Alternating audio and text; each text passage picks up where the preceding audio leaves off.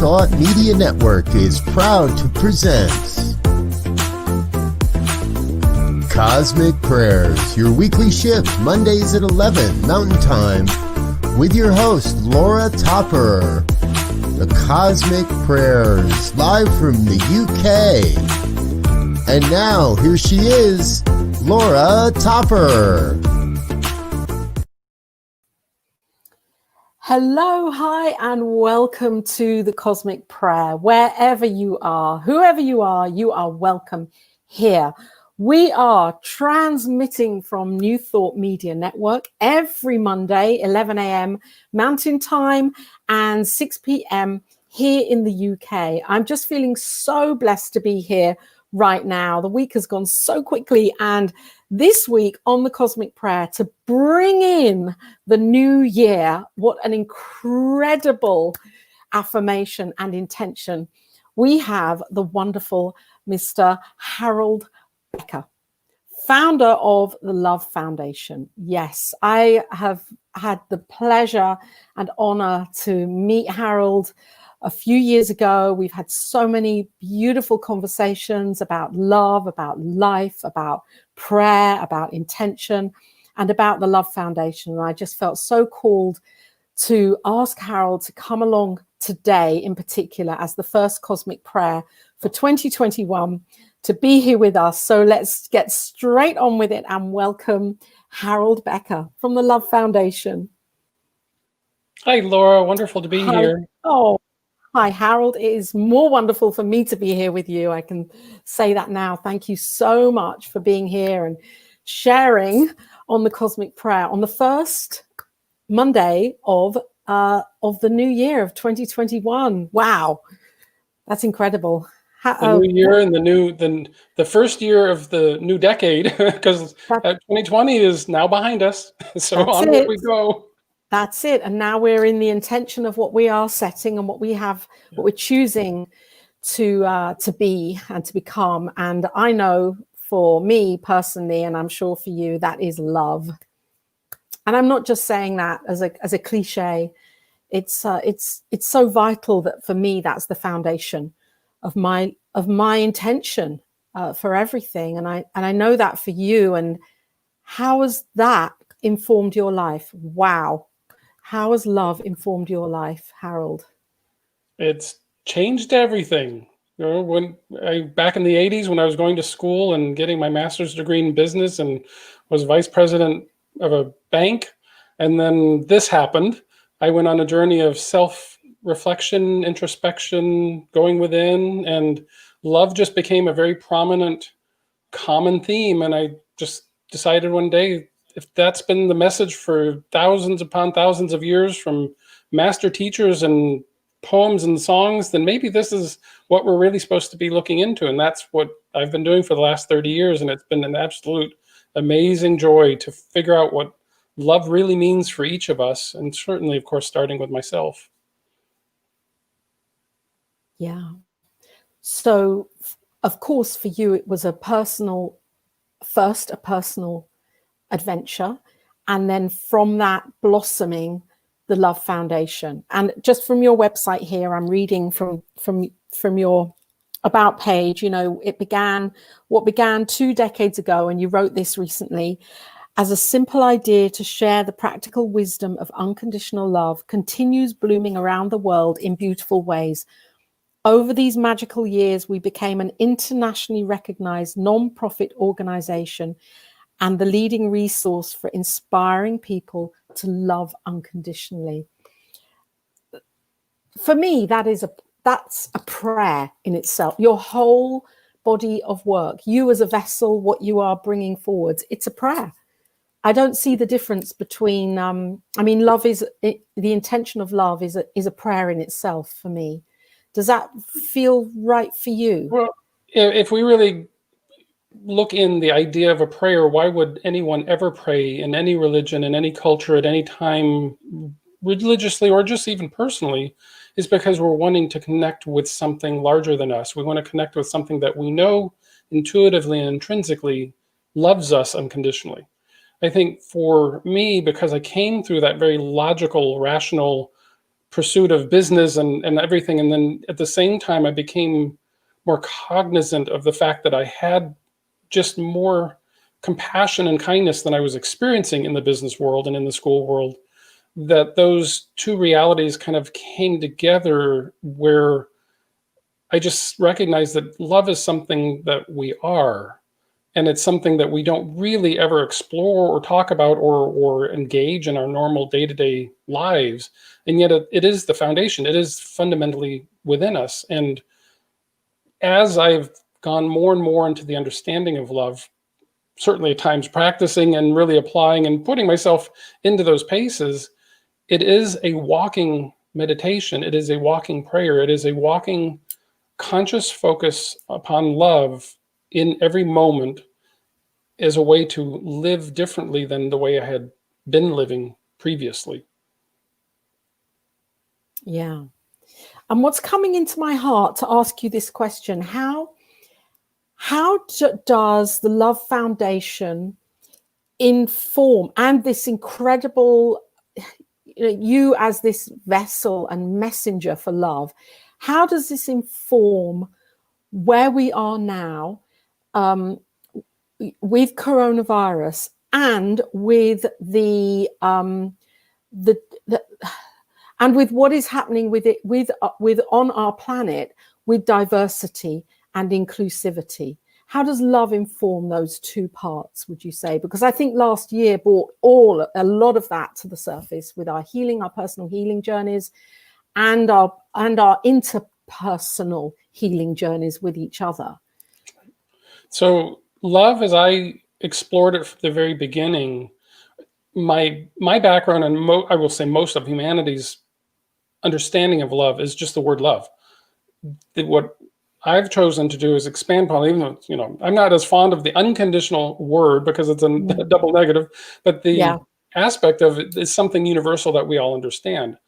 The moment we recognize unconditional love, divine love, universal love, infinite love, we are no longer just speaking of our physiological or our adjectives or verbs, whatever we're using love normally for. I love my career, I love my house, I love my spouse, those types of things. We're really talking about something that goes deep intrinsically within as a universal understanding.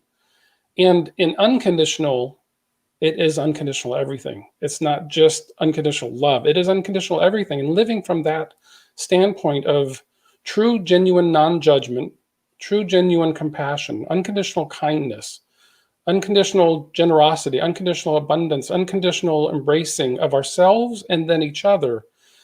And for me, and Laura, you know this, it has always been my goal to make this a very pragmatic, practical understanding, because as much as I appreciate the many ways we've come to understand love, we've also, as a humanity, moved quite far away from that intrinsic love. So just as an example, when I started, exploring this and started writing about it and started sharing this back in the very early 90s, one of the gentleman's comments, he said, I loved everything you said. I agree with everything you said, but I would really suggest you don't give up your day job because nobody's going to listen to this. Well, that was in 91. And here we are, 29 years later, and you can walk into a mall, you can walk by billboards, drive by billboards, you can see in social media, the word love is extraordinarily prominent. And in many, many instances now, it's much more universal than it ever was. So it's not just about heartbreak love from a song. It's not just about love for one another from kind of a romantic way. We have actually brought love into our conscious awareness. And I'm glad that we've played a little tiny role in bringing that resonance into humanity in our own unique way, because we have had a global reach and we have had people from around the world participating with us. And our essence is to just keep reaffirming that we are love. So it's been kind of a real fun expansion of understanding. And when you sit back, I'm sure there are lots of challenges that people have had to endure this past year, and certainly do not negate them. At the same time, there was an enormous opportunity, global opportunity, for people to go introspective and go within for many different reasons. and actually access themselves in ways that they never have, and begin to contemplate and begin to ask the very questions that we've been sharing for so long. So love, in the way that I share it, it is unconditional, it is universal. And in that, it becomes collaborative, it becomes compassionate, it becomes kind. And for each individual that comes from that energetic resonance, they make such an powerful difference in the world. So yes, there's hatred, there's divisiveness, there are all these other, but they've been existing for thousands of years. What's important for us now is to really embrace, embody, and become walking prayers, walking meditations, walking examples of love from within, because that's how we make the difference. We can't fix things thousands of miles away. We probably can't even fix things next door, maybe even in our own household, but we can actually find ourselves resonating in love, and therefore touch everything, because it's all connected. Yeah, it's so true. And there were two things that have come up that, I mean, first of all, the power of what you are doing, what you have chosen, your calling, because you don't advertise the Love Foundation at all, do you? I know that you allow it, and because of that mindset and heart set, it's organically evolving, and it has evolved over the last 30 years, because that's really when you were first seeded with the intention, even if it didn't come out then as a physical online. And it's just drawn in so many people from around the world, hasn't it, on our planet? Yes. Thousands and thousands of people who support what you are doing. And for me, I just feel, wow, that is incredible. The seed that you planted, and you've left it alone to do its own thing. And it is. And because it is universal and global, I really feel like this is the way that this would need to evolve, because we are a loose-knit family of people around the world. And as a result of doing it this way, when people find us, they come from every walk of life possible. In fact, some of the more amazing things that we just didn't anticipate when we were first rolling this out. I mean, we never saw ourselves grassroots in the local little town. We always just saw ourselves in a way global. So we reached out kind of universal. And African nations, Middle Eastern nations, I mean, literally the most unexpected locations where people started revealing themselves and said, oh, I really like this, and this is something that really calls to me. And they come from every kind of cultural background you can imagine, but the heart is universal. And it's like, by being a beacon of this universal message, those that needed to wanted to participate would show up. And I find it particularly fun, we've done this for 20 years, which is hard to believe. And people will find us, for the first time recently and say, where have you been all my life? And it's like, well, we've been here just waiting for that cosmic moment. Where have you been? So maybe Diego, an invitation to freedom. Beautiful. Thank you for saying that. I feel that's so true. It is an invitation to freedom, isn't it? Because when we know love and the truth of love, the truth sets us free. And love is a part of that. Love is that. So Diego, would you kindly put up there's a page, because I know, Harold, that you, there are so many pages on your website, but there was a couple, there are a few there's one you want to talk about in particular, which is the Global Love Day, which happens in May. Before we do that though, I did send a link for your ambassadors. I think that's under What We Do. Is that under What We Do, Harold? Yes. Under What We Do. I did send the link through for that. When Diego finds it, he can. Yes. And let's just talk about your ambassadors for a moment, because you are a global reach, you are a universal reach, and this means that you have people who are always, showing up and saying, yes, I want to do more. I want to be a beacon of light for our planet. And would you explain this, please, Harold? The ambassadors that step forward, who they are and what they are for the Love Foundation. The Love Ambassador is a nomination designation process. So people can nominate themselves or another for the Love Ambassador designation. And we take it, this one area where I use the word serious, although we're never really quite serious. But the idea behind Love Ambassadors is that we realized when we launched it in 2004 is there are a lot of people living with unconditional love in their life, and they're making a difference around the world, but they aren't necessarily being recognized. So they're kind of the unsung heroes. And they may be self-aware of the fact that they are being like a love ambassador, or they may be somebody that knows someone that just has really touched their lives. And this is a nomination process where people can nominate themselves, because we love that. It's okay to nominate yourself if you feel you're being a love ambassador. And it's even great when you can recognize somebody that has touched your life. It's really our designation process. When we bestow the designation of love ambassador, we get background information. We have a form that we ask people to fill out. So we want to make sure that we have some understanding of why. And I will say, as we're scrolling through this list, I mean, this is since 2004. Amazing. It is because the board, I and myself have been involved in each of these as a review process.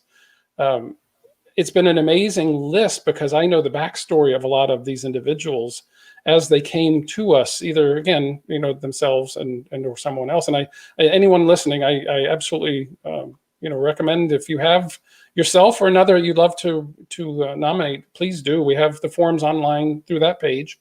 But it's just such an amazing list because these are individuals, and we don't ever hear about people living with love in the media. The news stories, it's just not out there. And we launched this as a way to acknowledge people and help them feel like I am this, and someone sees this in me, and that it encourages more love. So it is a designation. People use it. It's really fascinating. Some just happy to have their name on the list, and others will use it as a badge of honor. They'll put it in their CV and their resume. I've had love ambassadors who unexpectedly been at workshops in different states coming together for a workshop, and all of a sudden realize they recognize somebody else that was a love ambassador. It's like, as you hear the stories over the years, clearly we've done this for quite a while, but it's just such an amazing way to acknowledge that it's okay to be love, and it's getting better. I mean, you have to go back 2004. This was a bit weird, but now it's getting better. Can you say that again? It's so challenging for people to accept themselves as love. That's a better way to say it. And any way to say it. We have to get this across, don't we? It's okay to be love. Well, and I will interject here. One of my favorite phrases, I'm sure I've said this in other shows with you, is, for the most part, and this is evolving, thankfully, but for the most part, when I started this, I don't really have any particular religious affiliation expressly, but energetically, I mean, those that I'm aware of, unconditional love was only the purveyance of God or a dog. In other words, God was able to love unconditionally, or your dog, your faithful man's best friend, could love unconditionally, and there was no room for anybody else. And I found this such a genuinely absurd notion, because we are embodied love. I'm just the spark that ignites our heart, that animates our bodies. I mean, there are trillions of cells doing trillions of things as we're talking right now. We're part of billions of stars and billions of galaxies. I mean, it's so outrageously large. You cannot possibly think that we're diminutive and just little human beings crawling around on the earth. Clearly, there's so much more to us. And love is that one universal thing that everybody seeks outside themselves. And what we're sharing, and what I've loved with, speaking with you over the years, is recognizing that this is something that starts within. When we recognize our own love for ourselves, everything else changes as a result, because we're no longer seeking conditional love outside. We are becoming unconditional love inside, which is our natural state. My perspective, of course, others may disagree, but that is really how I've understood it and do understand it and experience it today. Well, many agree with you, Harold. Many agree, and I know you've said in the past, you like to simplify your message, and so that it can be heard and accepted by the more people that hear it and accept it. And you say simply, it's being your own best friend. And I love it when you say that, being your own best friend. And because we have to live with ourselves from the moment we're born to the moment we die. We're the ones that are living with ourselves every step of the way. If we can't be a best friend to ourselves, we're really not going to have a very good life, because, we have to live with ourselves. No one can we can't live other people's lives, even though we try. And we try to avoid many times to live our own lives for a variety of reasons. I mean, you can fill in the blank. I mean, I don't even, as you know, I stay general because every person is unique. The one thing that's universal is the love within. Yes, I love that. We avoid ourselves. And Amber was just up here with a message. I didn't quite catch the message. I think she was just saying, yes, Harold, you speak such truth. We must start from within. And that is the whole premise of the Love Foundation. And of course, you know, anybody that is that takes work of Ernest Holmes or, you know, and Centers for Spiritual Living and Unity. I mean, we all come from that place and that knowing and that foundation that it begins within. And until we dare look within, you know, then we're working backwards, aren't we? So and I know you've spoken at Unity and at CSLs before, and you speak widely. I know that you've traveled to speak. I mean, obviously with the virus and everything, things have changed, but I know that you are no stranger to standing up and speaking your truth, Harold. And it's amazing. Well, and I certainly appreciate that. And for me, it's again, I really hearken back to the very practical, universal message, because always when I started this, the back of my mind, there's always this message: make it universal, make it understandable, make it something that could be translated in any language. Keep the words simple, because that way, not that I was trying to reach a global audience, that was never my intention. I mean, essentially everything I've experienced in the last 30 years is quite different than anything I ever thought I would be doing. And yet this background kind of mantra was keep it simple, because it's all walks of life. I mean, we have a tendency to, you know, even in these days, you know, the 98%, the 2%, or the 99%, the 1%. Well, it's really 100% human. And there are people living in mansions that are hurting more desperately than the people that are living on the streets. And then I think we have such a conditional nature that we've just we keep reaffirming over and over and over again. And one of the things that unconditional love as a life mantra, as a life perspective, it has caused me to look at everything differently. So because I'm looking through the lens of unconditional love, I can catch myself in that observation that becomes judgment. I can catch myself in the judgment that never becomes the observation. I can catch myself just being in love, and I can catch myself in being not love. And yet what's interesting in all of these instances, there's mindfulness, and more importantly, I think for me, is heartfulness, because I now have come to where when something triggers, I can move into a compassionate state or an unconditional state so much faster than ever before. And that is really harkening back to the fact that we have it within ourselves. Now, it is something we have to consciously apply, you know, consciously place ourselves into that intention, and we have to do the work. I think that's one of the challenges. You know, so many people are looking for some kind of coming that's going to save them. We're here to save ourselves, but it's very practical. And I think that's we're talking about physics. We're talking about basic humanness. Physiology meets brain meets heart, bring it all together, live it right here. This is the moment to be living. And the more we can live in the moment and be aware of everything in us and around us, the richer life becomes.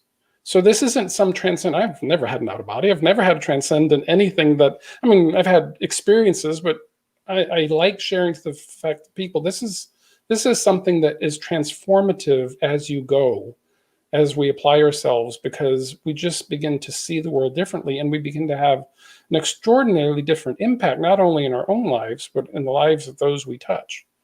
And I can only speak from my personal experience. I did not intend originally to set out to do this.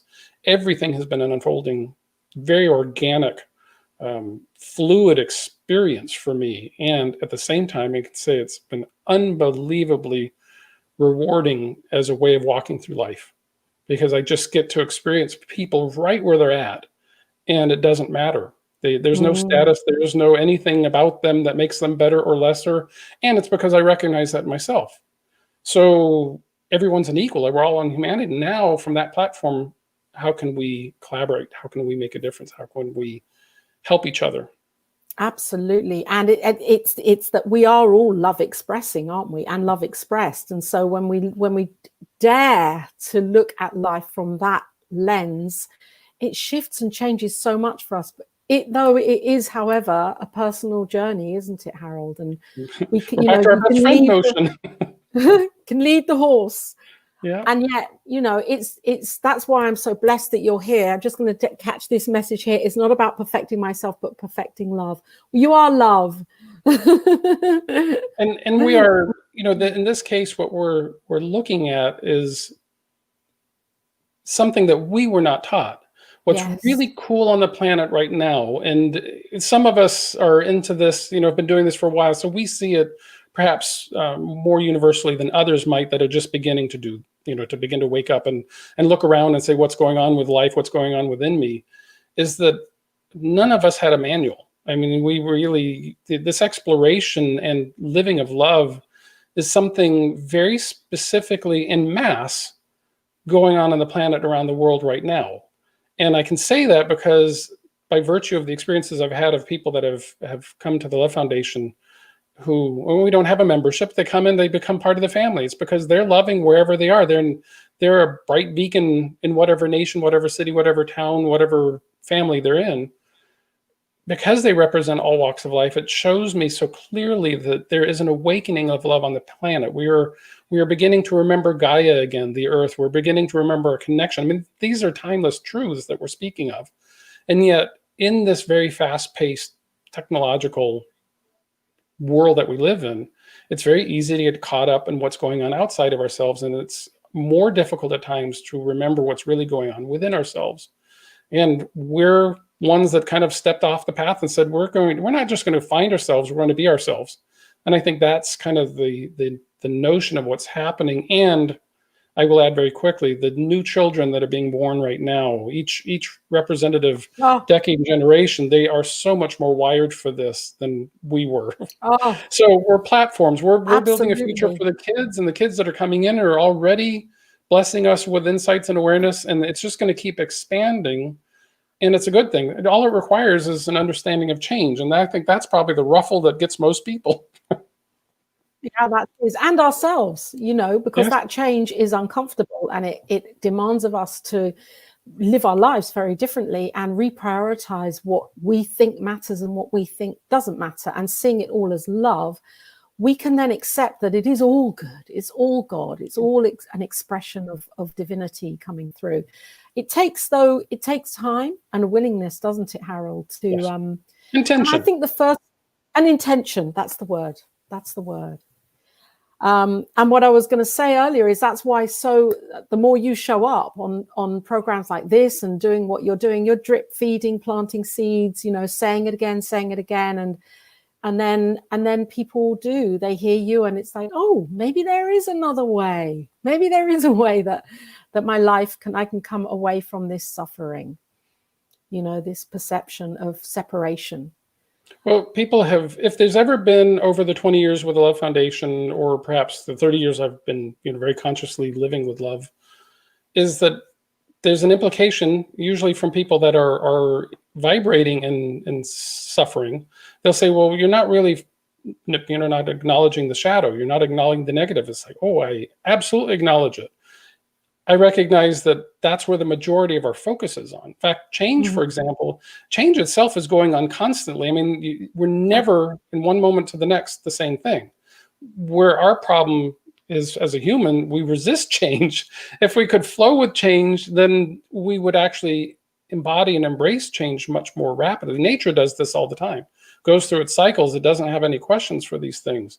Well, for us, I feel like we've created the Love Foundation, for example, website presence and everywhere else that we're on social media. We're consistent and have been over all these years with a singular message of universal love, said thousands of different ways. All of our programs are set up the same way. They all basically come back to the same intention and notion. We just have different ways for people to participate. And the reason we do it is because there's plenty of information, ad nauseum amount of information for anything you want to know about separation, negativity, destruction, death, mayhem, hatred, you name it, it's out there. Having a nice little quiet haven just to remember who we really are, that's what we do. Oh, and that is the blessing of who you are and what you're doing, Harold. And I know that you have, let's talk about the day that is it May the 1st every year. We have Global Love Day. And I know that your work and people that participate in that, it's incredible because you ask people to create and to send in artwork and poetry and writing and whatever shape or form that might be.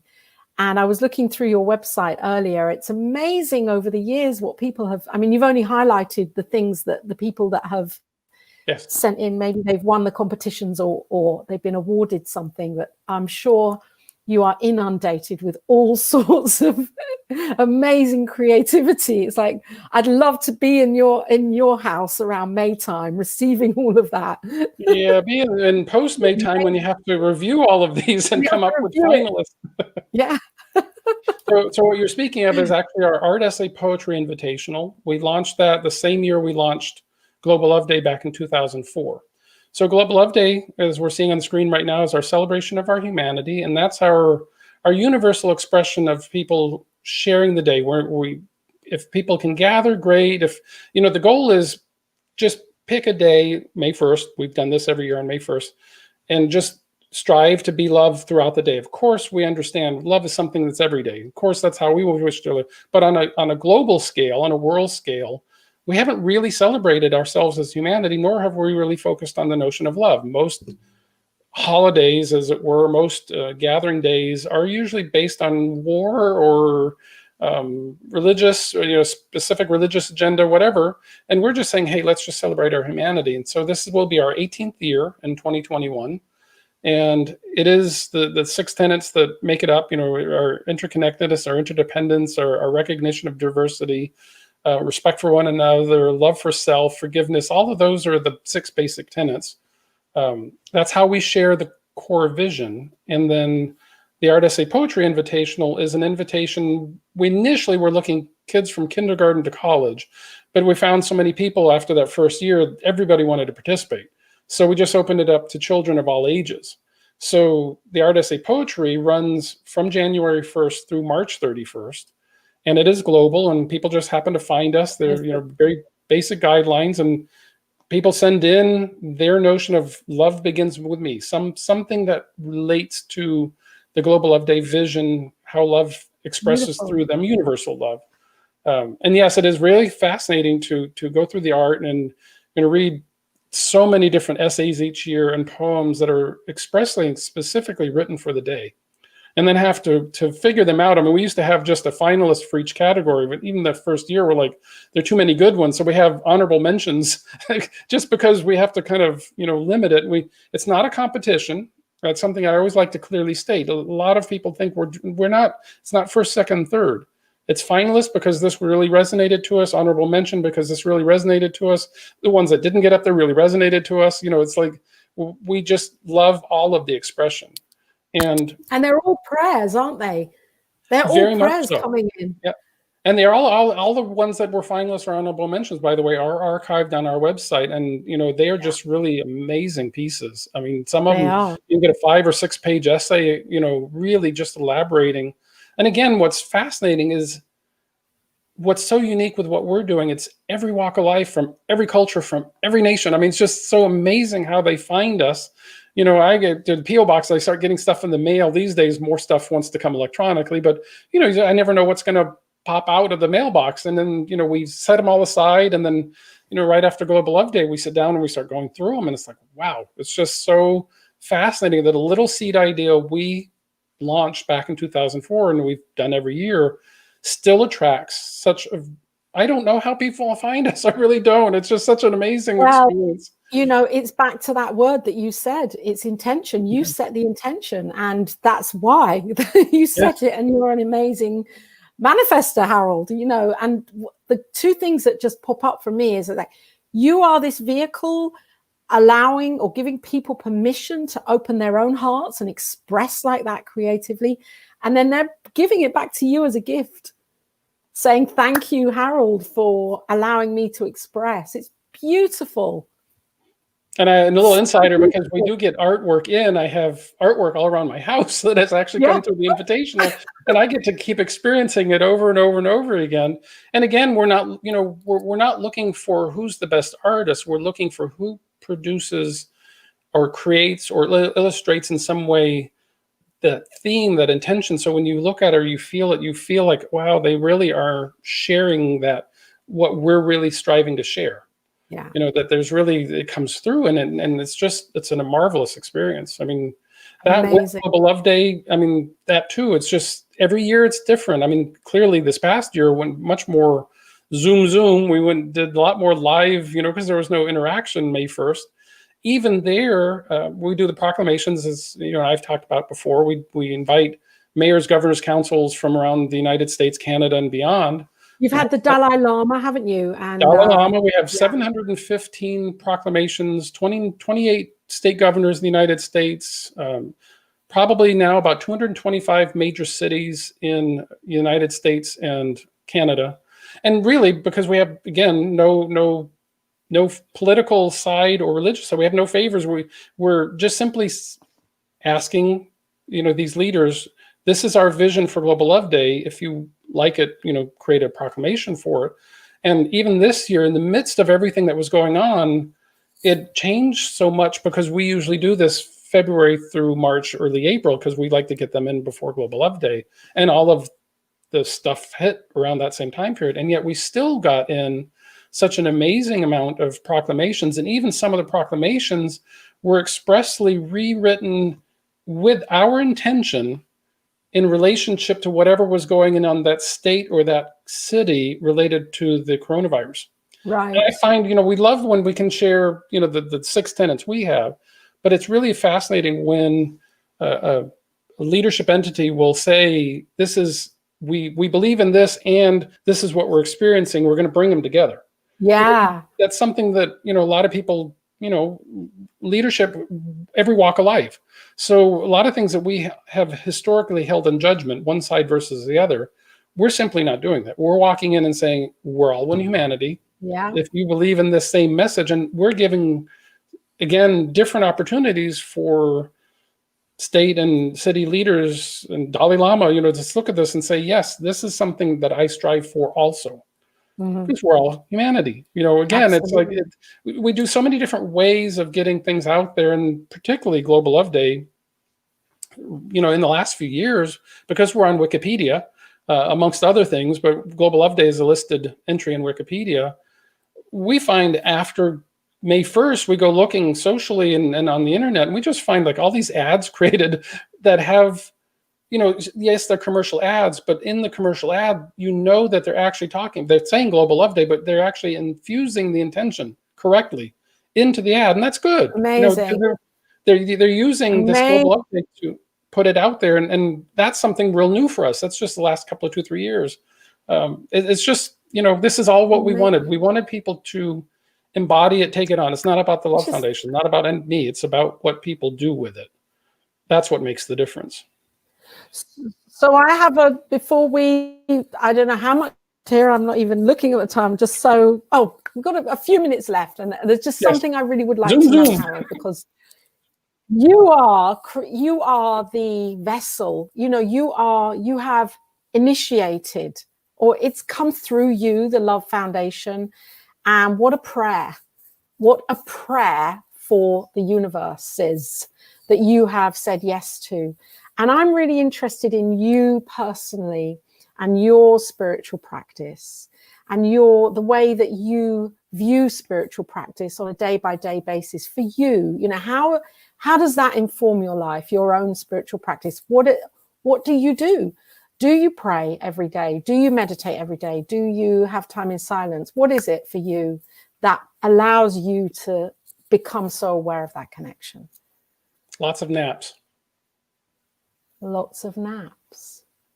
Seriously, and some of the best stuff comes through while I'm napping. Kidding. Yes, it is.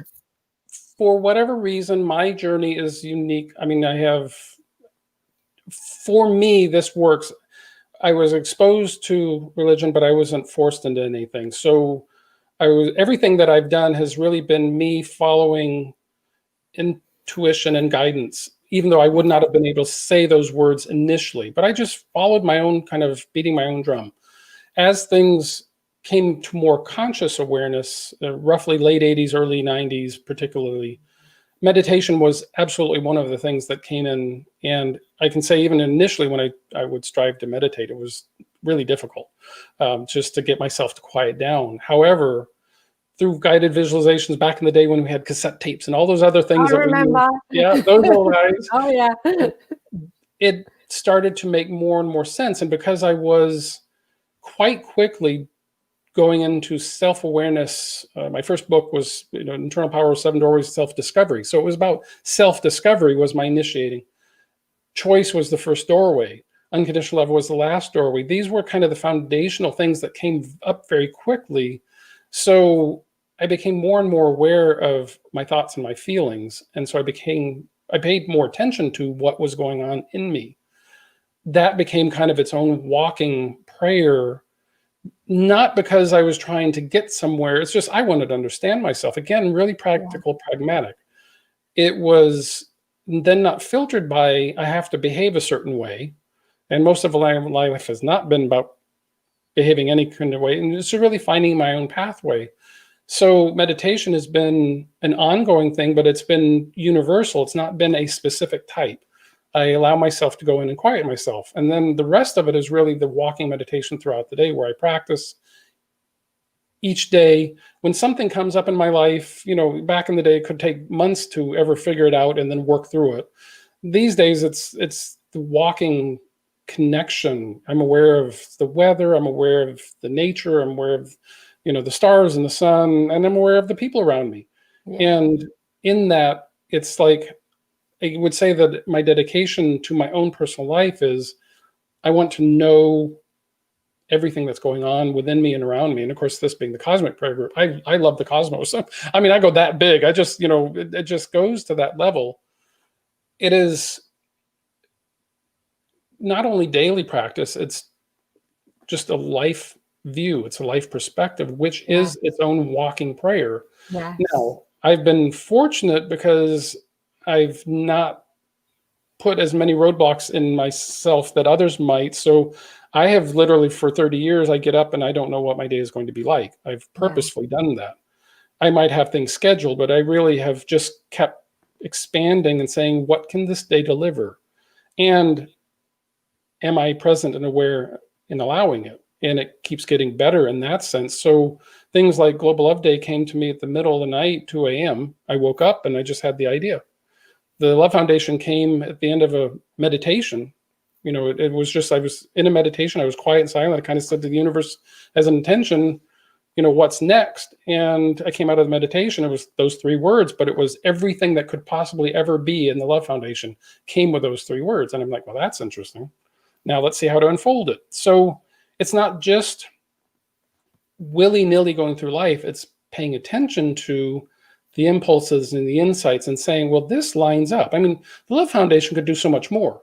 At the same time, there's some beautiful programs out there. And I look at that'd be such a beautiful match to the Love Foundation, but they're already doing it. Yeah. So why should I let them do it? Let's expand this. So the Love Foundation is quite specific. To do. Exactly. And that's really just being mindful. And, I like mindfulness, but I also want to include the heart, because really the heart is the center of intuition. And for me, that's really what I've cultivated as a result. As I've taken away the negativity, the duality as much as possible, then new ideas pop up in their stead. And then I know what I'm here to do as a result. And I don't really waver from that. It's like our litmus test is inspiring people to love unconditionally. That's how we launched the Love Foundation. And anything that comes along, it has to answer that question. Does this inspire people to love unconditionally? If it doesn't, it's not ours. Yeah. Oh, Harold, I could talk with you for hours, which we've done before, and I could yes, we have. I could go and put the kettle on, have a cup of tea and a piece of cake, and just, this is perfect. So I have to be wary of Diego's time and New Thought Media Network, and the airtime here, and I just feel so blessed that you have come on to the Cosmic Prayer, bringing the Love Foundation, setting an incredible intention here for the beginning of the year, that ripples out in everything that happens from this point on, that love is our way of knowing and being and understanding the experiences that we come up against, the people that we come and bump against, that we can put love, we know the love of that experience of that person and use that for our lives. And I might interject, Laura. I said, I'm going to speak for you for a moment. If you and I can do it, anybody can do it. And that's kind of our point, isn't it? If you and I can figure this out from our backgrounds and our understandings and our wacky belief systems, if we can figure this out, that's kind of why we share and why we enjoy sharing, is that this is something that anyone can do. They don't have to do, they just can do it. And I think our hope is to be that inspiration as they go along. Will you come back on the Cosmic Prayer nearer to May, nearer to your Global Love Day? I'd love that. If you would like to. Pleasure, always. If you'd like to, the invitation is here for you. Okay. Yeah.